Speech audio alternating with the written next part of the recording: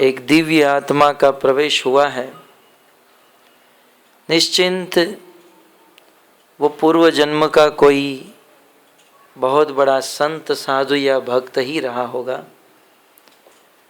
क्योंकि भगवत गीता में कृष्ण कहते हैं, हे अर्जुन, यदि कोई भक्त मेरी भक्ति करता है और भक्ति करते करते करते उनकी मृत्यु हो जाती है और हो सकता है उस जीवन में उनकी भक्ति पूर्ण नहीं हो पाई,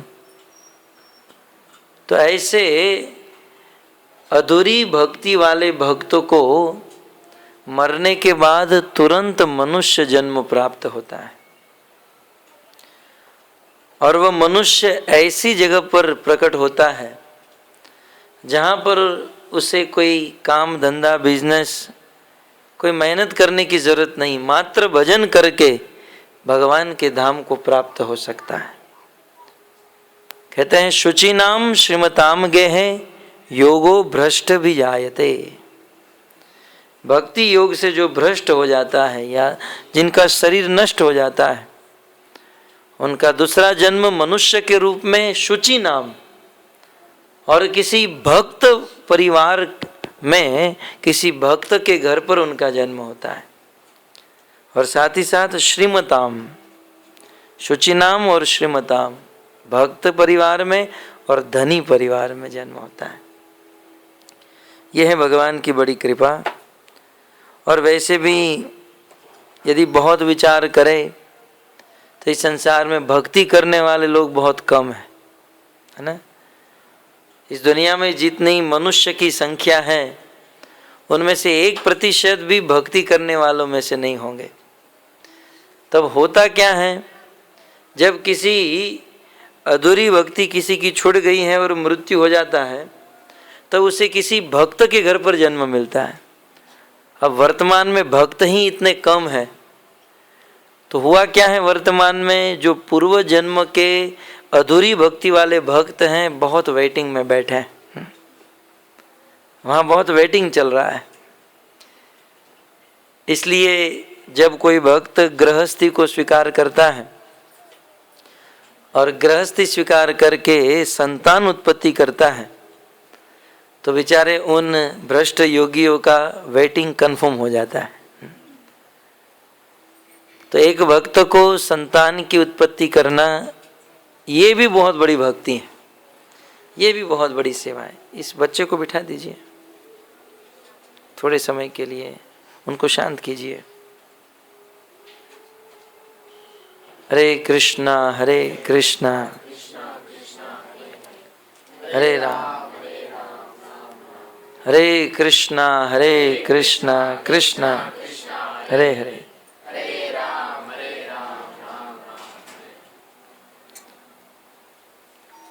हरे कृष्णा कृष्णा कृष्णा हरे हरे, हरे राम राम राम।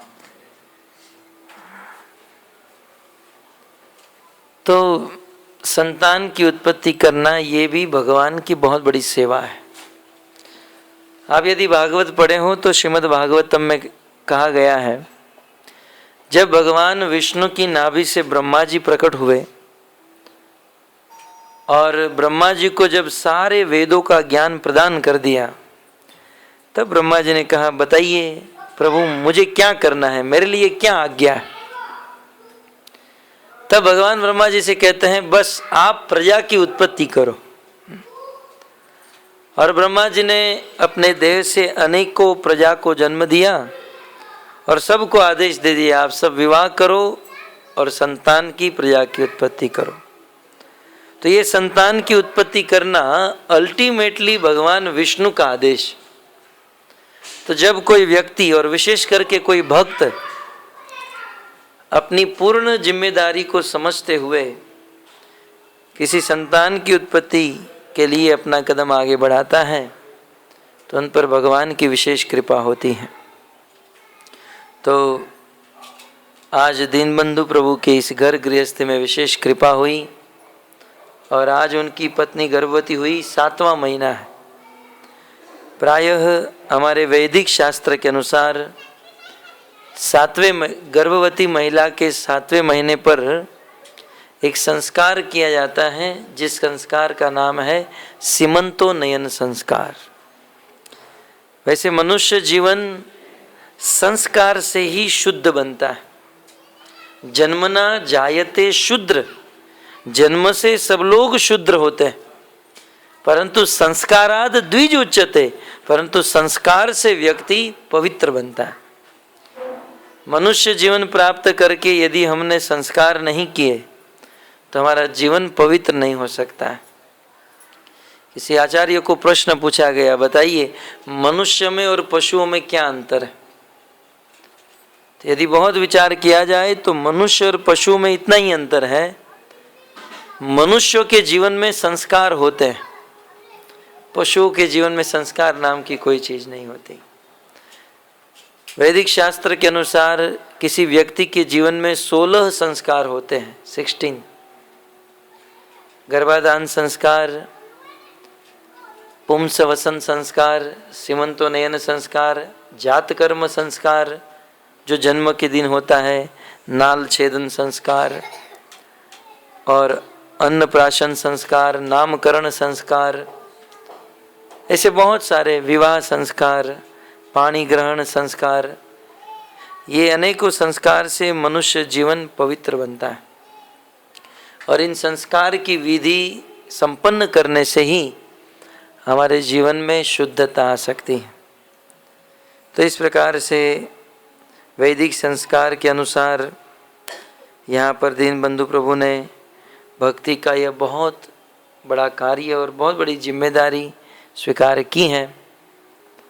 आइए इस प्रसंग में आचार्यों के द्वारा श्रीमद् भागवत के दिव्य प्रसंगों का वर्णन किया जाता है। उनमें से एक है प्रहलाद महाराज की कथा। आप सबने प्रहलाद महाराज का नाम सुना होगा। प्रहलाद महाराज इतने महान भक्त थे जिनकी चर्चा तीनों लोक में होती है। प्रहलाद महाराज चले गए तो बहुत सारे युग बीत गए, अनेकों वर्ष बीत गए, परंतु उनकी भक्ति इतनी महान थी कि आज भी लोग प्रहलाद को याद करते हैं। और जब प्रहलाद का नाम लेते हैं तो कहते हैं प्रहलाद महाराज, है ना। यद्यपि प्रहलाद 5 साल का बालक था, लेकिन 5 साल के बालक को भी जब बोला जाता है तो उसे महाराज कहते हैं, क्योंकि उम्र में छोटा था परंतु वह गुणों में बहुत महान था। प्रहलाद महाराज के क्या गुण थे, इसका वर्णन श्रीमद् भागवत के अनेकों श्लोकों में किया गया है। और प्रहलाद महाराज इतने महान थे कि भागवत में उनकी कथा उनके गुरु महाराज कर रहे हैं। भागवत के 7वें स्कंद में प्रहलाद महाराज की कथा है और ये कथा राजसूय सभा में हुई। और ये कथा नारद मुनि युधिष्ठिर महाराज को संबोधन करते हुए सभा में आए हुए समस्त राजा महाराजाओं को सुना रहे हैं। तो हमने संसार में देखा है, कोई शिष्य अपने गुरु की प्रशंसा करते हैं, प्राय ये देखा गया है, शिष्य अपने गुरु के विषय में बोलते हैं, प्रशंसा करते हैं, परंतु जीवन में प्रथम बार एक गुरु, और इतने महान गुरु नारद मुनि अपने शिष्य की प्रशंसा हजारों लोगों के बीच में कर रहे हैं। तो नारद मुनि प्रहलाद महाराज की कथा सुनाते हैं, क्योंकि प्रहलाद महाराज में अनेकों गुण हैं। प्रहलाद महाराज के अनेकों गुण में से एक गुण था, कहते हैं सर्वभूत सुहृद साधु। प्रहलाद महाराज सभी जीवों के प्रति सुहृद रहते थे। सुहृद, सभी जीवों का कल्याण करने की भावना उनके हृदय में थी। इस संसार में हमारे अंदर अज्ञान है। अज्ञान इस बात का है कि मैं ये शरीर हूँ। आत्मज्ञान नहीं होने के कारण हम इस शरीर को मैं मान लेते हैं। शांत रखिए बच्चे को। इस शरीर को मैं मान लेते हैं और शरीर को मैं मानने के कारण शरीर से जितना जुड़ा हुआ है उसे मेरा मान लेते हैं, है ना। जैसे ये मेरी पत्नी, मेरे बच्चे हैं, मेरा समाज। और फिर आगे क्या होता है, जो मेरा है उनके प्रति प्रेम और जो पराया है उनके प्रति द्वेष। हाँ, भारत मुंबई की ट्रेनों में आपने देखा होगा, हम तो पहले रोज देखते थे, है ना। कभी कभी चन्नी रोड से 8-10 लोग एक साथ ट्रेन में चढ़ते हैं और इतने तेज गति से चढ़ते हैं, केवल 3 जन की सीट होती हैं, 3 बैठते हैं, उनकी गोद में कैसे भी करके एडजस्ट करके 3 जन की जगह में 8 लोग बैठ जाते हैं प्रेम से, क्योंकि सब मित्र है, ग्रुप है। और उसी प्लेटफॉर्म से दूसरे दिन ग्रुप नहीं है, उस 3 जन की सीट पे 3 बैठे हैं, चौथा यदि बैठना चाहता है तो वैसे पहले तो ऐसे बैठ जाते हैं खुला करके, 3 जन बैठ जाते, फिर चौथा आता है, कहते थोड़े अंदर सरको, थोड़े बैठो, तो थोड़े थोड़े सब लोग सरकते हैं, थोड़ी सी जगह देते हैं 3-4 इंच की, फिर वो थोड़ा बैठ जाता है, लेकिन एडजस्ट नहीं हो पाता है तो कहता है थोड़ा थोड़ा अंदर जाओ ना, तो लोग ना नहीं कहते, थोड़े थोड़े ऐसे हिलते हैं, लेकिन वहीं पर बैठे रहते हैं। अब बताइए कि कल 3 जन की सीट में 8 लोग बैठ गए और आज 3 की सीट में चौथा नहीं बैठ पा रहा है। क्यों? क्योंकि जो 8 लोग थे वो अपने थे और ये चौथा जो आया है ना वो पराया है। इसलिए अपनों के प्रति प्रेम, पराये के प्रति द्वेष, और परायों की निंदा करना, ईर्ष्या करना, उसके प्रति गलत भावना रखना। परंतु प्रहलाद महाराज आत्म स्तर पर स्थित थे, सबको अपना मानते थे, सबके प्रति सुहृद भावना थी, अजात शत्रु। प्रहलाद महाराज का कोई शत्रु नहीं था। हाँ, कुछ लोग प्रहलाद को अपना शत्रु समझते थे, हिरण्याकश्यप जैसे, लेकिन प्रहलाद किसी को अपना शत्रु नहीं मानता था। जैसे आपने आगे कथा शायद सुना होगा, प्रहलाद महाराज के गुरु थे शुक्राचार्य के पुत्र षंड और अमर्क। हिरण्याकश्यप ने जब आदेश दिया इसे मार डालो, तब षंड और अमर्क ने कृत्या को उत्पन्न किया और वह राक्षसी कृत्या उत्पन्न हुई, प्रहलाद को मारने के लिए त्रिशूल लेकर दौड़ी, लेकिन भगवान विष्णु की भक्ति के प्रभाव से वह त्रिशूल टूट गया और कृत्या ने सोचा प्रहलाद का कोई दोष नहीं, उसके गुरु का दोष है। तब कृत्या गई और प्रहलाद के गुरु षंड और अमर्क को ही मार डाला। जो षंड और अमर्क प्रहलाद को मारने गए थे वो खुद मर गए। तब उस समय प्रहलाद ने बहुत विलाप किया और भगवान से प्रार्थना की, प्रभु यदि मैंने स्वप्न में भी किसी से द्वेष नहीं किया है, यदि मैंने जीवन में कभी भी बुरा काम नहीं किया है, मैं मेरी सारी भक्ति दांव पर लगा देता हूँ, आप मेरे गुरु षंड और अमर्क को जीवित कर दिए। देखिए, जो व्यक्ति प्रहलाद को मारने के लिए आदेश दे दिए थे वो मर गए, हम लोग होते तो खुश हो जाते, है ना। जीवन में कोई यदि हमको गाली भी दे देता है तो हम सोचते हैं साला कभी तो ऊंट पहाड़ के नीचे आएगा, आज भले हमको गाली दे दिया, और 2-3 दिन के बाद वो कहीं गिरता है, फ्रैक्चर हो जाता है तो हम खुश होते हैं। उसका फ्रैक्चर हुआ, हाथ कट गया होता तो अच्छा था, मुझे गाली दे रहा था। प्रहलाद को तो मारने का आदेश दे दिया था, लेकिन अपकार करने वाले, मारने वाले के प्रति भी प्रहलाद देखिए क्या कर रहे हैं, भगवान से प्रार्थना कर रहे हैं कि इसे जीवित कर दीजिए, यहाँ तक मेरी सारी भक्ति ले लीजिए लेकिन इनको जीवित कर दीजिए। इसे कहते हैं सुहृद, सभी जीवों के ऊपर सुहृद प्रेम रखना और अपकार करने वाले के ऊपर भी उपकार करना। तो इस प्रकार से प्रहलाद महाराज में, और आगे कहते हैं मानस स्तंभ विवर्जित। प्रहलाद महाराज बिल्कुल नम्र थे, मानस स्तंभ विवर्जित, वह स्तंभ की तरह नहीं थे, स्तंभ से बिल्कुल विशेष रूपेण वर्जित थे। स्तंभ जानते हैं ना, स्तंभ माने खंबा। कुछ लोग होते हैं खंबे की तरह ही खड़े रहते हैं, है ना, भगवान के सामने भी नहीं झुकते हैं, भक्तों के सामने भी नहीं झुकते हैं, खंबे की तरह, बिजली का खंबा। तो कुछ लोग होते हैं जो झुकना ही नहीं जानते हैं, परंतु प्रहलाद महाराज तो बिल्कुल झुकना जानते थे। और कैसे थे? कहते हैं अपने से जो छोटे होते थे गुणों में या धन में, अपने से जो छोटे होते थे उनके प्रति पुत्र का भाव रखते थे, दया रखते थे।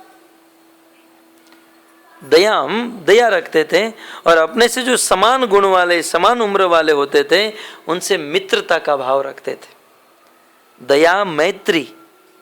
और अपने से जो ऊपर वाले थे, अपने से जो बड़े थे उम्र में, गुणों में, उनके प्रति आज्ञाकारी भाव रखते थे, उनकी सेवा करना, उनके सामने झुकना।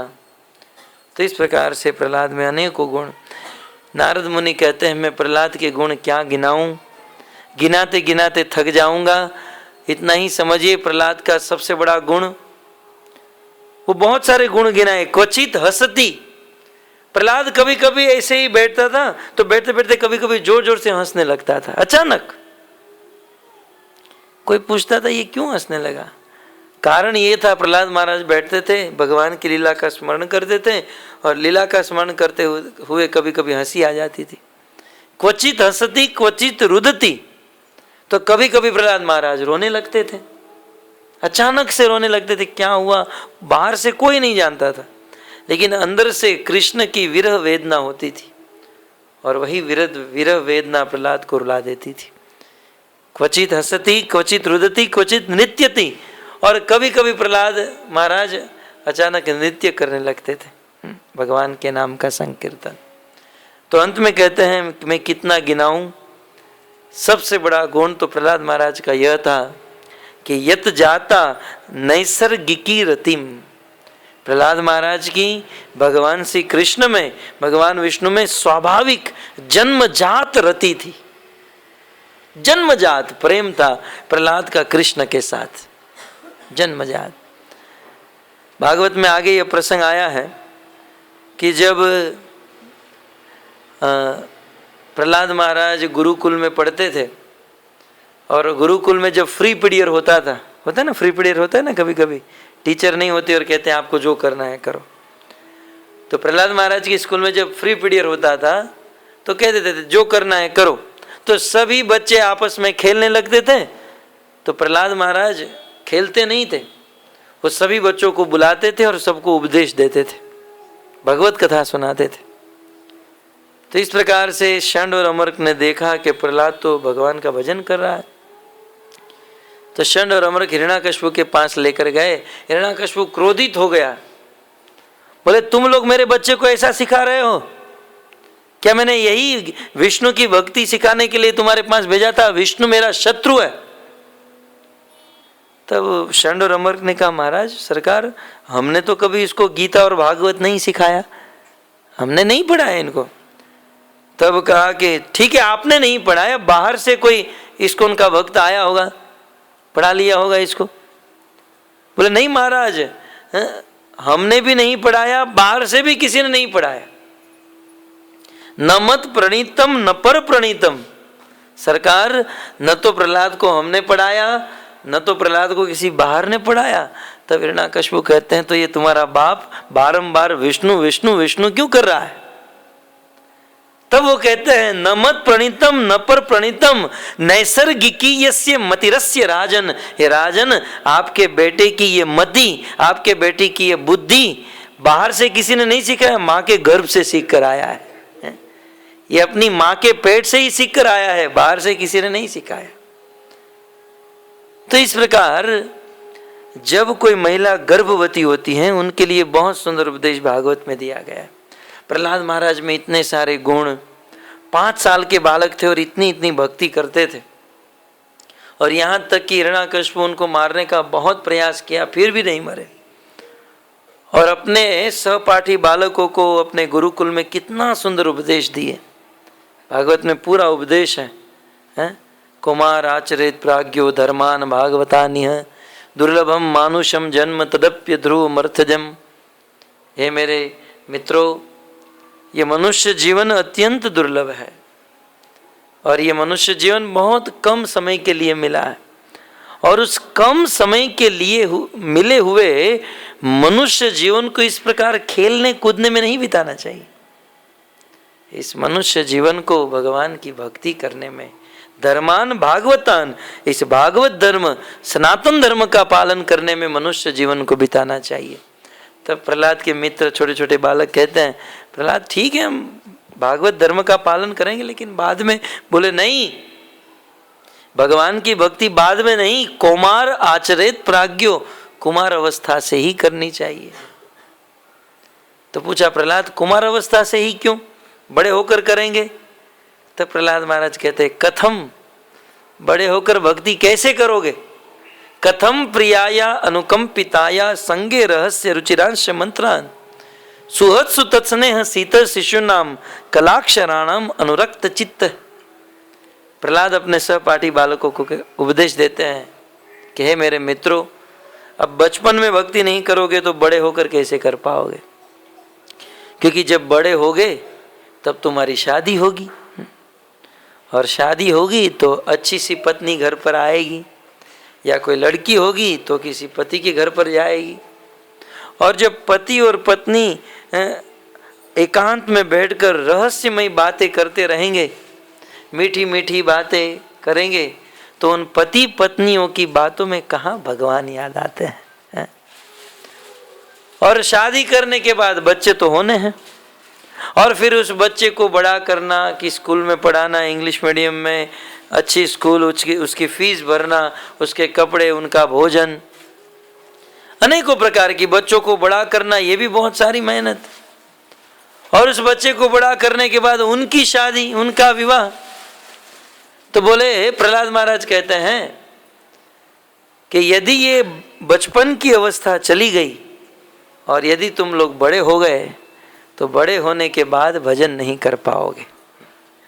इसलिए ये कुमार अवस्था से ही, 5 वर्ष की उम्र से ही भक्ति प्रारंभ कर देनी चाहिए। आइए थोड़े थोड़े आगे आ जाइए। हरे कृष्णा हरे, यहाँ ट्रेन वाला काम मत कीजिए।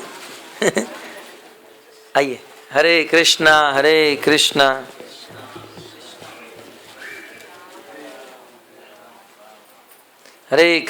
बैठिए। हरे कृष्णा हरे हरे, तो हम यहाँ पर प्रहलाद महाराज के गुणों का वर्णन किए, और अब प्रहलाद महाराज अपने सहपाठी बालकों को उपदेश दे रहे हैं। तो उपदेश दे रहे हैं कि बचपन से ही भक्ति करनी चाहिए, क्योंकि ये बचपन की जो अवस्था है ना, बहुत कोमल अवस्था है। इस बालपन की अवस्था में, बाल्य अवस्था में, बालक को आप जैसे चाहो वैसे मोड़ सकते हो। आपने कभी देखा होगा, जो सूखी हुई लकड़ी होती है उसको आप मोड़ने का प्रयास करोगे तो टूट जाएगी, लेकिन गीली लकड़ी को मोड़ने का प्रयास करोगे तो जैसे चाहो वैसे मोड़ सकते हो। तो और बालक को कोई चिंता नहीं होती है, कोई टेंशन नहीं होता है, न खाने का टेंशन, न पीने का, न कपड़े का, कोई टेंशन नहीं। इसलिए बालक जो भी सुनता है, जो भी पढ़ता है, उसे तुरंत याद रह जाता है। तो कुमार आचरित प्राज्ञो, बाल्य अवस्था भक्ति करने के लिए बेस्ट अवस्था है।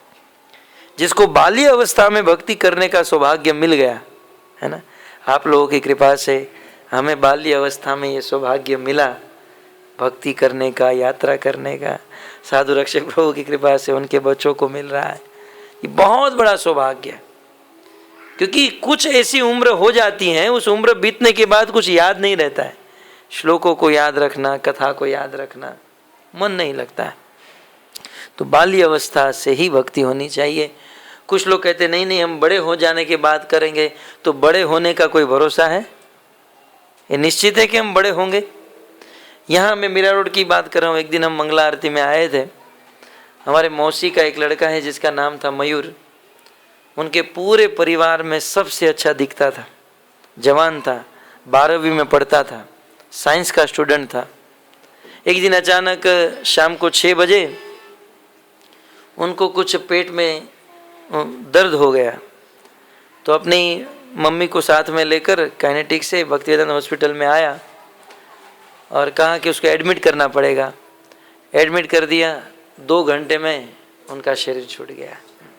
इतना सुंदर लड़का, अभी भी मेरे आंखों के सामने वो आ रहा है। उनकी मम्मी को ये बात नहीं बताई, हमें पता चला। और दूसरे दिन सुबह उनकी मम्मी को, उनके पिताजी को, उनकी बहन को यही था कि हमारा भाई आएगा। और जब हॉस्पिटल से वह एम्बुलेंस आई, वह लाश आई, और जब देखा और जो विलाप किया है लोगों ने, इतना विलाप किया, इतना सुंदर लड़का। तो कहने का तात्पर्य यह है कि जीवन कब चला जाए कोई ठिकाना नहीं। न तो कोई व्यसन था, न कोई प्रॉब्लम था, इतना अच्छा लड़का था, अच्छे अच्छे लोग। अब शास्त्र में तो कहा गया, सहस्त्र बाहु 10 वदन आदनी तो बचे न काल बलीते। 10-10 मस्तक वाले नहीं बचे, हजारों भुजा वाले नहीं बचे, तो एक मस्तक वाला और 2 हाथ वाला आदमी कहाँ से बच सकता है? कभी भी मर सकता है। इसलिए काल की प्रतीक्षा न करते हुए अच्छे कार्य को तुरंत शुरू कर देना चाहिए। बचपन से ही भक्ति शुरू कर देनी चाहिए।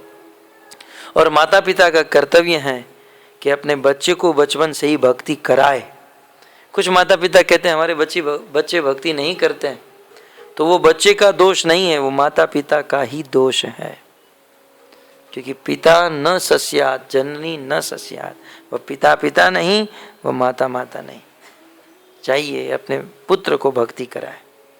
कुछ लोग कहते हैं हमारा पुत्र भक्ति नहीं करता है। अच्छा, आपका पुत्र खिलौना तो मांगता है ना, कि हमें ये खिलौना चाहिए। आप कहो ये खिलौना चाहिए, मैं दूंगा, 2 माला जप करना होगा। आपका बच्चा मांगता होगा मुझे वेफर चाहिए, चलो एक बार महामंत्र बोल तो ला कर दूंगा, तुरंत बोलेगा। परंतु हमें ध्यान देना होगा। जब हम ध्यान देते हैं, जब हम छोटे थे, मैं मेरी बात करता हूँ, भाईंदर में मंदिर था, मेरी उम्र इतनी थी, तो हमको कोई रुचि नहीं थी। उस समय टीवी में मोगली आता था, वो सीरियल है ना, उसके पहले हाथी मेरे साथ ही आता था रविवार को, तो हम लोग वो रविवार को देखना चाहते थे। लेकिन पिताजी कहते थे मंदिर में चलना है। भाईंदर में वो छोटा सा मंदिर था। हरे कृष्णा हरे कृष्णा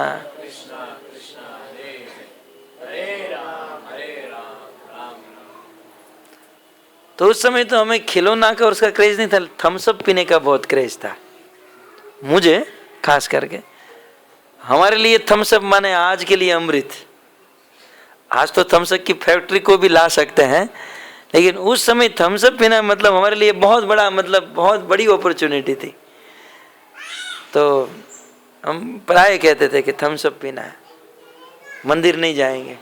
तो पिताजी कहते थे मंदिर तू चलेगा तो मैं तुझे थम्सअप पिलाऊंगा। तो सुबह मंगला आरती में 3:30 बजे लेकर जाते थे, पूरा दिन चक्कर कटाते थे। वहाँ हम लोग प्रभुपाद जी के पीछे सो जाते थे। राधा गिरधारी यही वहाँ भाईंदर में थे, दर्शन करते थे। और रात को 10 बजे जब वापस आते थे तो छोटी सी थम्सअप पिलाकर सुला देते थे। बस उसके बहाने भक्ति कराते थे। तो एक माता पिता को चाहिए कि कैसे भी करके अपने बच्चों को लगाए भक्ति में। और वही माता वही पिता पिता है। नहीं तो प्रहलाद महाराज ने कभी भी अपने पिता को पिता नहीं कहा। हम तो कहते हैं ना पिताजी, कभी भी नहीं। वो अपने पिताजी को कहते थे असुरों के सरदार। हे असुरों के सरदार, मेरा कुछ काम है आपको। और उनके पिता को भी बुरा नहीं लगता था। पिताजी सोचते थे नहीं ये समझ रहा है कि मैं आखिर असुरों का सरदार ही तो हूं। क्यों प्रहलाद महाराज अपने पिता को पिता नहीं कहते थे? क्योंकि प्रहलाद महाराज जानते थे कि वो पिता पिता नहीं है जो अपने पुत्र को भक्ति में न लगा सके, और वो तो भक्ति से दूर कराने वाला था। तो प्रहलाद महाराज उपदेश दे रहे हैं कौमार आचरित प्राज्ञो। कौमार अवस्था से ही, बचपन से ही हमें भक्ति करनी चाहिए। आइए प्रभु जी, आइए प्रभु जी को जरा जगह दीजिए। हरे कृष्णा हरे हरे। यहाँ तो हम ही वक्ता है और हम ही व्यवस्थापक हैं। हरे कृष्णा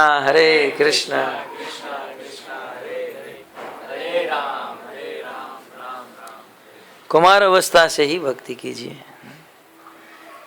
और नवधा भक्ति का पालन कीजिए। प्रहलाद महाराज गिनाते हैं, बोले मनुष्य जीवन मिलता है कितने दिनों के लिए? चलो मान लो कि तुम ज्यादा जीवोगे, मरोगे नहीं, एक्सीडेंट नहीं होगा, तो कितना जीवोगे? मनुष्य की उम्र कितनी है?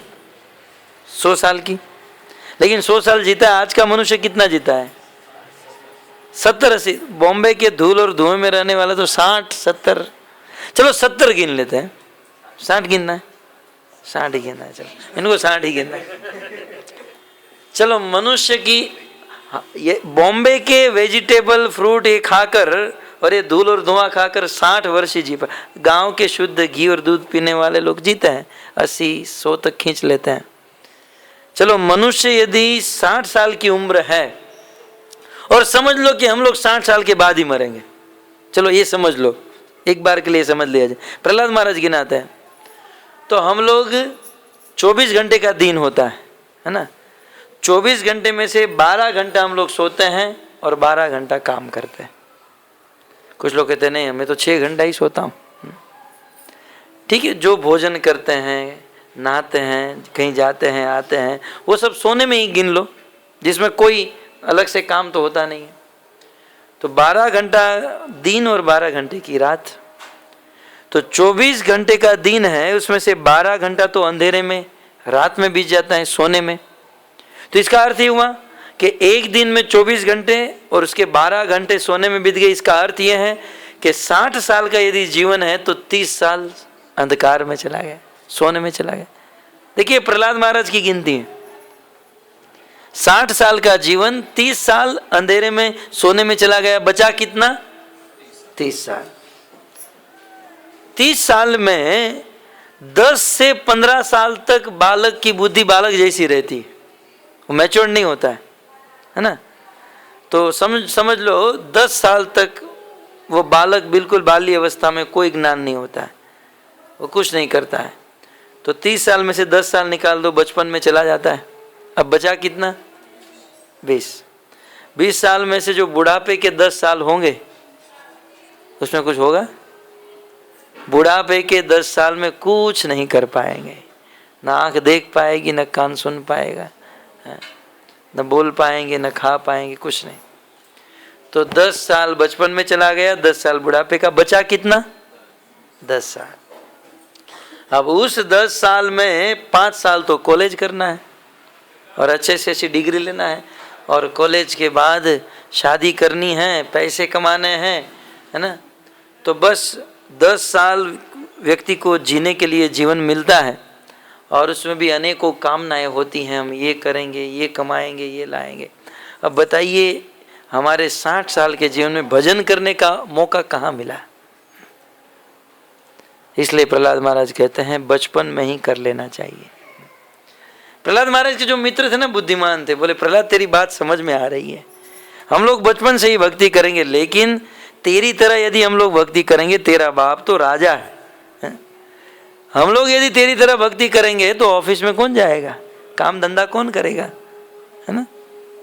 सुखी होने के लिए कुछ बिजनेस, रोटी पानी तो चाहिए।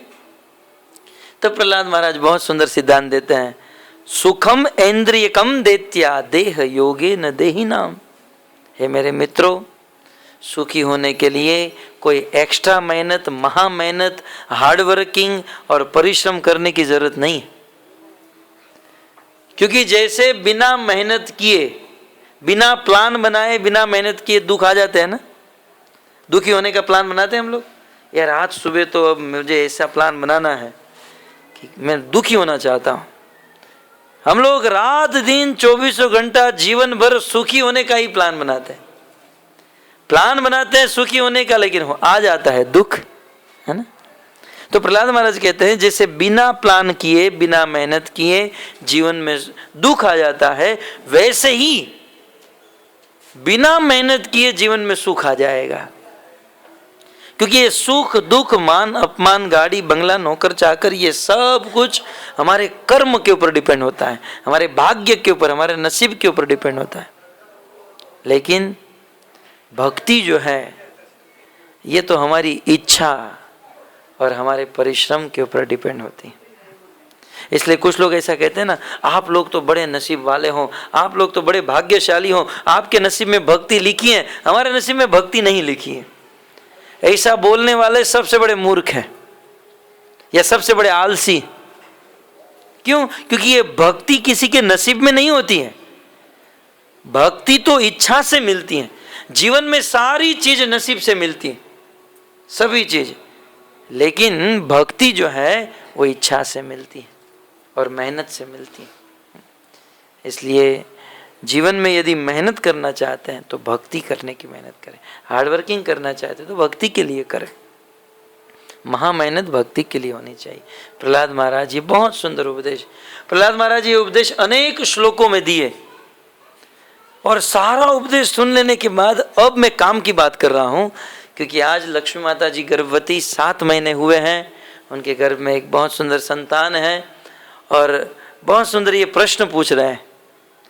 कहते हैं प्रहलाद महाराज के जो मित्र थे वो कहते हैं, प्रहलाद यार तेरी बात तो सारी समझ में आ गई, और अब जो तू बोलेगा वही हमको करना है, लेकिन एक बात समझ में नहीं आई कि यार तू ये ज्ञान सीखा कहाँ से, ये ज्ञान तुझे मिला कहाँ से? क्योंकि आज तक तू हमारे साथ गुरुकुल में ही पढ़ा है, हमारे साथ ही तू पढ़ा है, आज तक गुरुकुल में तो कोई ऐसा ज्ञान दिया नहीं गया, और वहां तेरे बाप के घर पर कोई साधु संत महात्मा आ नहीं सकता है, क्योंकि वो हिरण्याकश्यप साधु को देखकर भगा देता है। तो न तो गुरुकुल में कोई ऐसा ज्ञान देने आया, न तेरे पिताजी के घर पर किसी ने ऐसा ज्ञान दिया। प्रहलाद तेरे में ये ज्ञान आया कहां से? तब प्रहलाद महाराज कहते हैं कि ये ज्ञान मुझे मेरी माँ के गर्भ से मिला है। जब मैं मेरी माँ के गर्भ में था, प्रहलाद महाराज की माता का नाम है कयाधु और पिता का नाम हिरण्याकश्यप। तो जब मैं मेरी माँ के गर्भ में था तब मुझे ये ज्ञान मिला था। प्रसंग इस प्रकार का था कि जब हिरण्याकश्यप भगवान विष्णु के साथ युद्ध करना चाहता था और इसलिए अजर अमर बनने के लिए तपस्या करने गया, तो प्रथम बार तपस्या करने के लिए वृंदावन स्थित मधुवन में गया, तो वहां पर निरंतर भगवान का नाम सुनकर उनका मन ब्रह्मा जी में नहीं लगा, विचलित हो गया। बोले मेरे शत्रु का नाम लिया जा रहा है, इसलिए प्रथम बार वह तपस्या पूर्ण नहीं किया, अपने घर पर वापस आ गया। और पत्नी ने पूछा कयाधु ने, क्यों वापस आ गए, क्यों आ गए? जवाब नहीं दे रहा था। अंत में सोते सोते तक पूछा कि बताओ आप वापस क्यों आ गए? तब हिरण्याकश्यप ने भगवान का नाम लिया, और भगवान का नाम लेते ही कयाधु के गर्भ में एक बालक आया। कयाधु गर्भवती हुई। हिरण्याकश्यप फिर से मंदार पर्वत की तलहटी में तपस्या करने गया, और वह तपस्या 36,500 वर्ष तक थी। और यहाँ पर कयाधु के गर्भ में बालक था। देवराज इंद्र को पता चला कि हिरण्याकश्यप का एक बालक उनकी पत्नी कयाधु के गर्भ में पल रहा है। यदि ये बालक का जन्म हो गया और बड़ा हो गया तो एक असुर से तो हम परेशान नहीं, ये दूसरा असुर जन्म ले लेगा। तब स्वर्ग से देवराज इंद्र आए, कयाधु का अपहरण कर लिए और कयाधु को लेकर स्वर्ग में जा रहे थे, और उतने में ही रास्ते में नारद मुनि मिल गए। बोले इंद्र ये किसको उठा कर लेकर जा रहा है? बोले ये हिरण्याकश्यप की पत्नी है, और नारद जी इसके गर्भ में बहुत बड़ा असुर है। तब नारद जी ने कहा इंद्र तुम जैसा समझते हो वैसा नहीं है, इसके गर्भ में असुर का बालक नहीं है, इसके गर्भ में भगवान का महान भक्त महाभागवत प्रहलाद पल रहा है।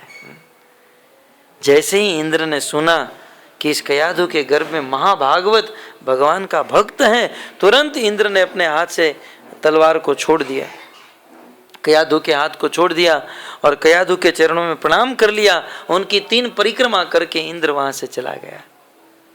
कयाधु ने नारद जी को धन्यवाद किया, प्रणाम किया। बोले नारद जी आपने मेरे पर बहुत बड़ी कृपा की, अब 2 कृपा और कर दीजिए। प्रथम कृपा, मेरे पति तपस्या करने गए हैं, जब तक वो वापस ना आए तब तक मैं इस बालक को मेरे गर्भ में रख सकूं, धारण करके रख सकूं।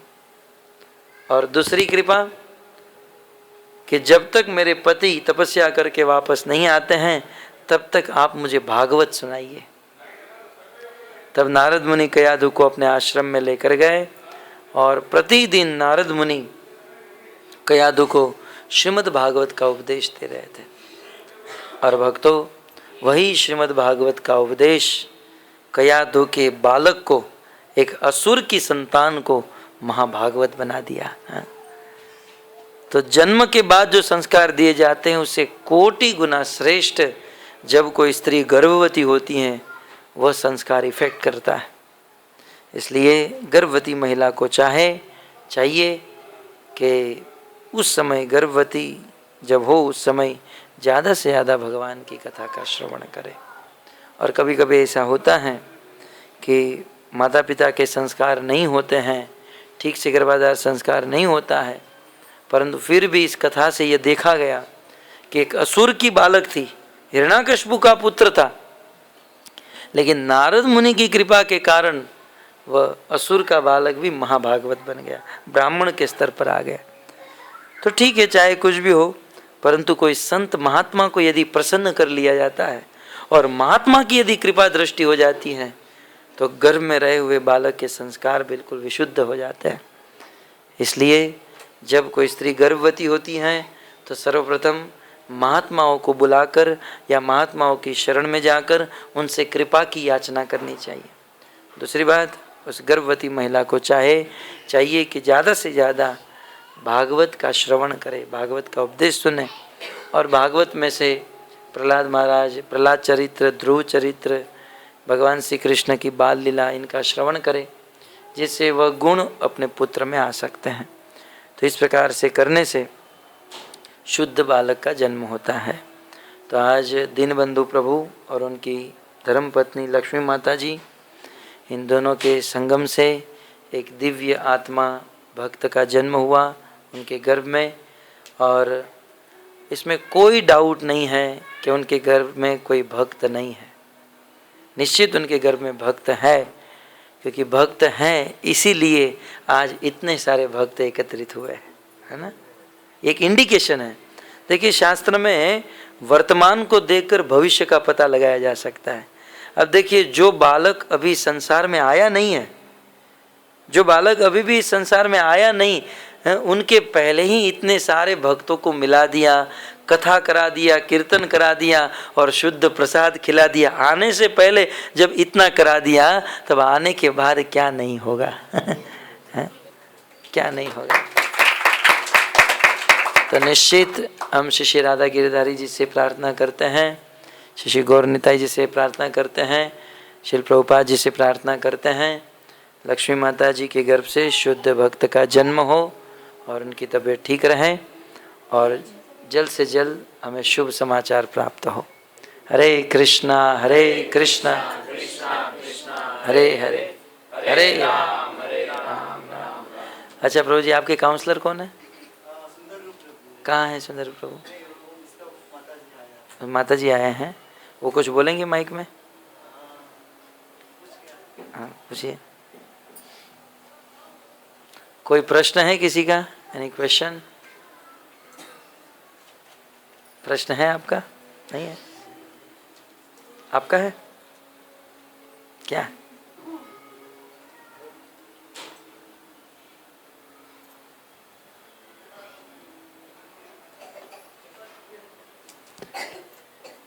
पूछिए। 36,500 वर्ष तक। यस, बहुत सुंदर प्रश्न है आपका। 36,500 ईयर। हाँ, तो बहुत सुंदर प्रश्न है और इसका उत्तर भी सुनिए कि प्रहलाद महाराज अपनी माँ के गर्भ में इतने वर्ष तक रहे जब तक हिरण्याकश्यप वापस ना आए, 36,500 वर्ष तक। How to possible? कैसे संभव हो सकता है? क्योंकि कयाधु ने नारद मुनि से वरदान मांगा था कि आप मुझे आशीर्वाद दीजिए, जब तक मेरे पति न आए तब तक मेरा बालक मेरे गर्भ में रहे, है ना। तो यहाँ पर भी और एक सिद्धांत है कि यदि किसी साधु संत का आशीर्वाद होता है तो उनके आशीर्वाद से गर्भवती महिला को प्रसव वेदना नहीं होती है, नहीं तो उनको बहुत पीड़ा होती है। लेकिन महात्मा के आशीर्वाद से, अनुग्रह से उनको किसी भी प्रकार की पीड़ा नहीं होती है, दुख नहीं होता है। तो ये है, नारद मुनि का आशीर्वाद होने के कारण वो इतने साल तक उनके गर्भ में रहे।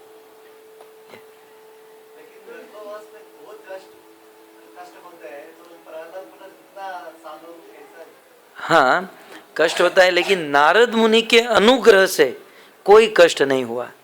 मैं वही बता रहा हूँ, नारद मुनि की कृपा से उनको कोई कष्ट नहीं हुआ। तो हमारे लिए प्रैक्टिकल क्या है?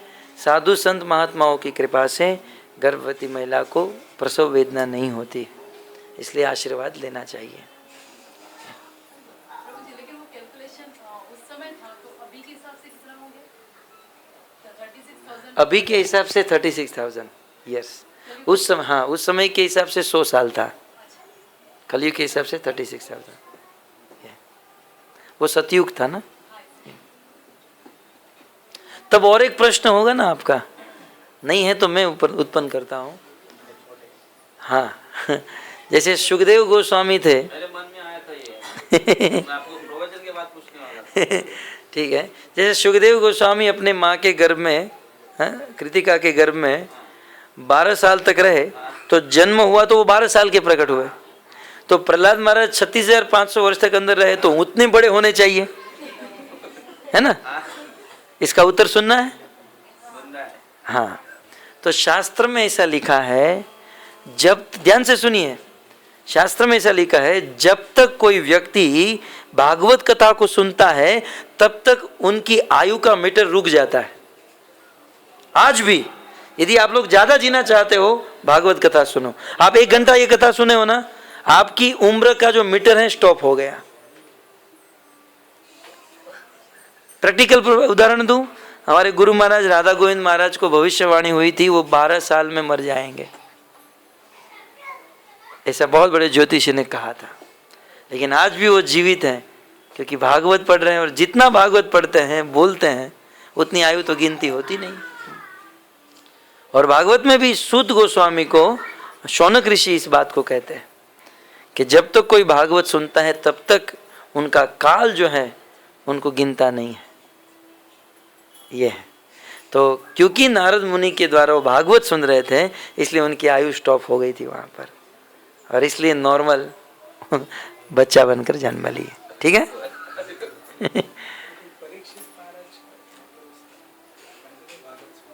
हाँ हाँ, तो उनकी मृत्यु क्या हुई? वो तो भगवान के धाम में चले गए सीधे। परीक्षित महाराज की मृत्यु आई, उनके पहले तो वो निकल कर धाम में चले गए। ठीक है, और कोई प्रश्न है? बोलेंगे?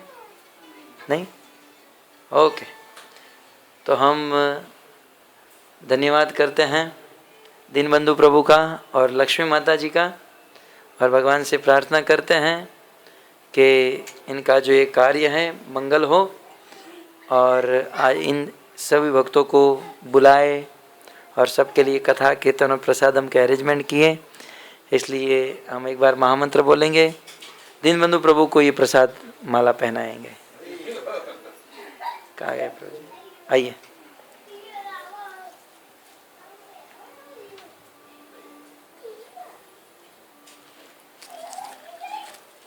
हरे कृष्णा कृष्णा कृष्णा कृष्णा हरे हरे राम राम। और दीनबंधु प्रभु से प्रार्थना करते हैं कि जिस प्रकार से वो राधा गिरधारी जी और गोविंदाई की सेवा करते हैं, ऐसे हमें भी कभी कभी सेवा में लगाए। हरे कृष्णा। ठीक है, ओके, अब क्या करेंगे? प्रसाद कहाँ पर है? इधर 204 में। पहले माता जी प्रभु जी के सब साथ में, सब साथ में 204 में, 204 में, 205, 205 में सबके लिए महाप्रसाद है। तो इधर लोग उधर खा सकते हैं, नहीं तो इधर लेट है। ओके, इधर खा सकते हैं। हाँ, बेचारे 2 घंटा किए कीर्तन, 6 से 8 कीर्तन किए, इसलिए मैंने भी कीर्तन नहीं किया। प्रसाद होने के बाद और एक कीर्तन कर देंगे। थोड़ा फ्यूल डाल देते हैं। क्योंकि आज जो एकादशी का दिन है तो इसीलिए। ठीक है, ओके, हम लोग लेना है ना। हाँ।